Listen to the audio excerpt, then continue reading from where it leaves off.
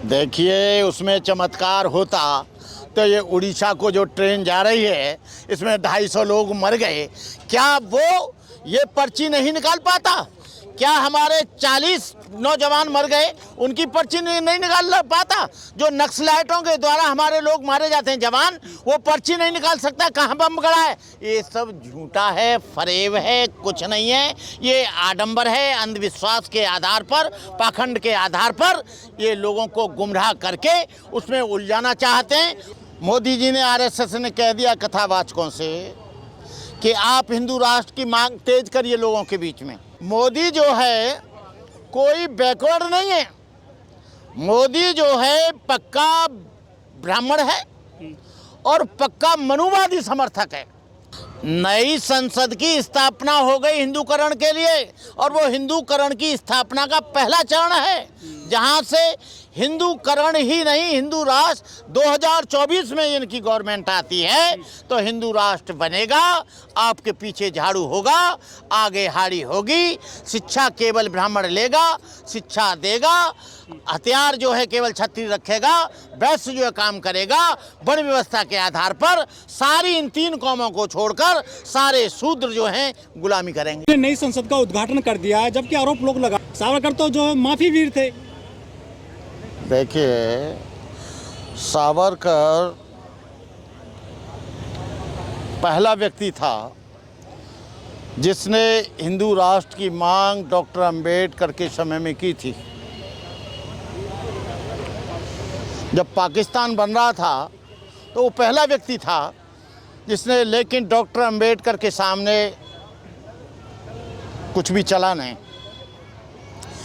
ये जो सैगोल स्थापित किया गया है, ये सैगोल जो है, जो चोल राजा होते थे, और चोल राजा जो होते थे वो ब्राह्मणों की प्रमुखता में अपना राज चलाते थे, और उनका कहना था यदि वो राजा को भी मार दे ब्राह्मण तो उसको सजा नहीं होगी। चोल ने स्वयं राजा का हत्या करके वहाँ से बना था, और ये जो सैगोल है ये चोल राजाओं का एक मुद्रा चिन्ह है, उसे बैल है, राष्ट्र मुद्रा चिन्ह। और वो हिंदू राष्ट्र की घोषणा मोदी जी ने, आरएसएस ने कह दिया कथावाचकों से कि आप हिंदू राष्ट्र की मांग तेज करिए लोगों के बीच में, और हमारे लोग बेवकूफ़ बनकर उनको सुनते हैं। और हिंदू राष्ट्र की घोषणा हो जाएगी। ये जो बीएसपी के लोग हैं गाल ज़्यादा बजाते हैं, काम बिल्कुल नहीं करते। नेता तो हर जगह जा नहीं सकती, लेकिन ये जितने भी कोऑर्डिनेटर हैं, जितने भी अध्यक्ष हैं, सत्ता बदलेगी तो व्यवस्था बदलेगी। गवर्नमेंट उनकी है, विधायिका उनकी है, न्यायपालिका उनकी है, कार्यपालिका उनकी है, संसद उनका है। तो भैया आप क्या कर सकते हो? कुछ नहीं कर सकते। आप केवल सड़कों पर ऊधम मचा सकते हो या ये यूट्यूब में भाषण दे सकते हो, इसके अलावा कुछ नहीं होने वाला। संसद में सर ब्राह्मण घुस गए अर्धनग्न हालत में सर, वो भी साउथ के, दक्षिण के। देखिए, दक्षिण जो है आज भी देवदासी की प्रथा कहाँ से आई? इस सैगोल से आई, चोल राज से आई।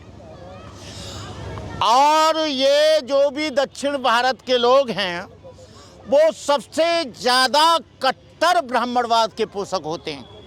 शंकराचार्य जो पहला शंकराचार्य था वो दक्षिण भारत का था, पहला शंकराचार्य। और वो वहाँ आज भी शंकराचार्य की स्थिति चल रही है, और ब्राह्मणवाद को और मनुवाद को स्थापित किए ही ये पार्लियामेंट पर बुलाए। तो क्या सर उत्तर भारत के ब्राह्मण नहीं मिले मोदी जी को जो साउथ से लाने पड़े? नहीं, साउथ के ज़्यादा कट्टर होते हैं और मनुस्मृति का कठिनाई से ज़्यादा वो पालन करते हैं। उत्तर भारत के लोग इतनी कठिनाई से नहीं करते हैं, वो करीब करीब मिक्सअप हो गए हैं। वो बाह्य रूप से, आंतरिक रूप से जातिवाद को मानते हैं, लेकिन वहाँ का जो ब्राह्मण है, वहाँ का जो पुरोहित है, वो खुलकर जातिवाद को मानता है। यदि जातिवाद को नहीं मानता तो दक्षिण भारत का उड़ीसा का जो मंदिर है, रामनाथ कोविंद को घुसने नहीं दिया गया और कुछ भी नहीं कर सके ये लोग। जब देश स्वतंत्र हो गया है, सार्वजनिक स्थानों पे जाने की इजाज़त है, जो हमारा 14वां अनुच्छेद है, 14 से लेकर 21वें अनुच्छेद तक है कि हर एक आदमी जा सकता है, अपनी अभिव्यक्ति कर सकता है, लेकिन वहाँ ऐसा नहीं हुआ। दंडवत हुए मोदी जी सेंगोल के सामने। वो दंडवत इसलिए हुए, मोदी जो है कोई बैकवर्ड नहीं है, मोदी जो है पक्का ब्राह्मण है और पक्का मनुवादी समर्थक है, और कच्छा पहन के वो आरएसएस की काली टोपी लगा के गया, वो धोती पहन के गया, तो वो तो करेगा ही। सर, ये नंगे पुंगे ब्राह्मणों को जो है हवाई जहाज में लाकर यहाँ लाया गया था साउथ से, लेकिन पुलवामा के जो सैनिक थे उनको जहाज नहीं मिला था हमारे देश में। नहीं, उनको जहाज नहीं मिलेगा, उनको मरवाने के लिए छोड़ देंगे। ये नंग धड़ंगे, बड़े बड़े पेट निकले हुए, तिलक छापे लगाए हुए। तुमने क्या वहाँ पर पार्लियामेंट जो होता है, देश की जो सबसे ऊंची पंचायत होती है, वो पार्लियामेंट कहा जाता है, संसद कहा जाता है, लेकिन क्या वहाँ बौद्धों को बुलाया? क्या वहाँ ईसाइयों को बुलाया? क्या वहाँ मुसलमानों को बुलाया? या किसी पादरी को बुलाया? या किसी इमाम को बुलाया?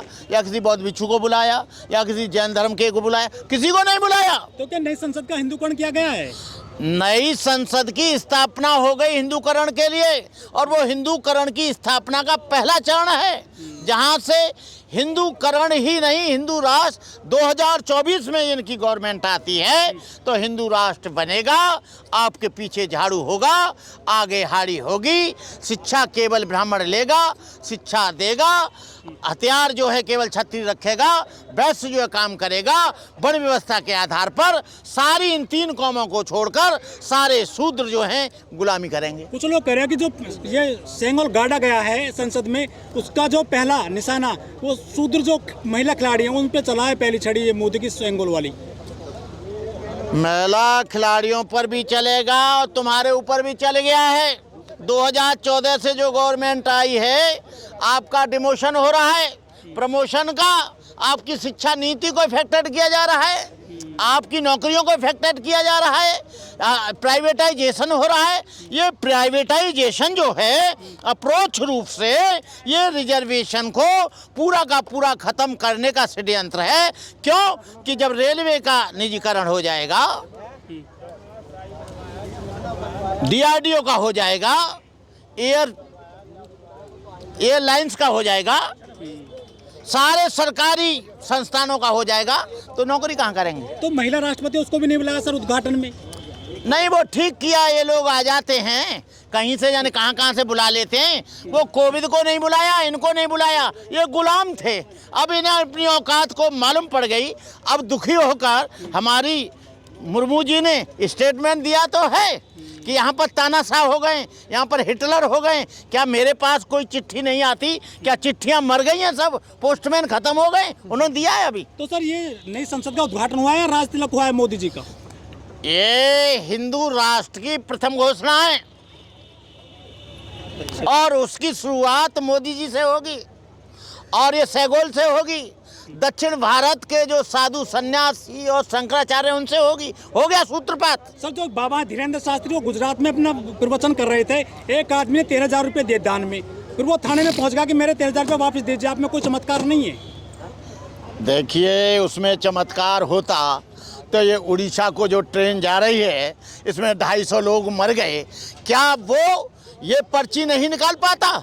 क्या हमारे 40 नौजवान मर गए, उनकी पर्ची नहीं निकाल पाता?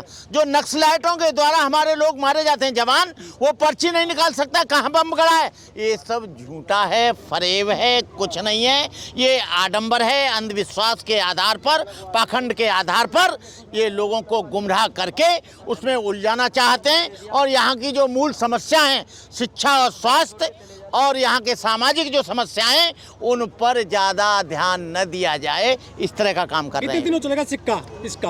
ये कुछ नहीं चलेगा। यदि ये आ भी गए 2024 में, तब भी ये हिंदू राष्ट्र नहीं बना पाएंगे। आज समाज इतना जागृत है, आज इतना समाज बहुत आगे चला गया है, बना नहीं पाएंगे। इनको चलाने दो। ये एक जरूर कर सकते हैं, इस देश को तोड़ने की कोशिश कर रहे हैं। ये संविधान को बिल्कुल नहीं मान रहे हैं और संविधान के सबसे ज़्यादा विरोधी सरकार है। तो वो बीजेपी है, आरएसएस है। और ये जब विरोधी होगी तो एक दिन यहाँ भूचाल आएगा, जगह जगह यहाँ आंदोलन होंगे, लोगों पर यहाँ आंसू गैस छोड़ी जाएगी, लोगों पर गोलियां चलाई जाएंगी। लेकिन यहाँ का आदमी नेता होकर भी उस आंदोलन को चलाएगा, अपनी आबरू के लिए, अपनी अस्मिता के लिए, अपनी इज्जत के लिए, अपने स्वाभिमान के लिए, संविधान को बचाने के लिए और देश को बचाने के लिए यहाँ आदमी आगे आएगा। इन्हीं शब्दों के साथ आपके लिए धन्यवाद। अगर आपने अभी तक हमारा चैनल सब्सक्राइब नहीं किया है तो सब्सक्राइब करें और घंटी का बटन बिल्कुल भी दबाना ना भूलें ताकि सभी लेटेस्ट खबरें पहुंच सकें आप पे सबसे पहले।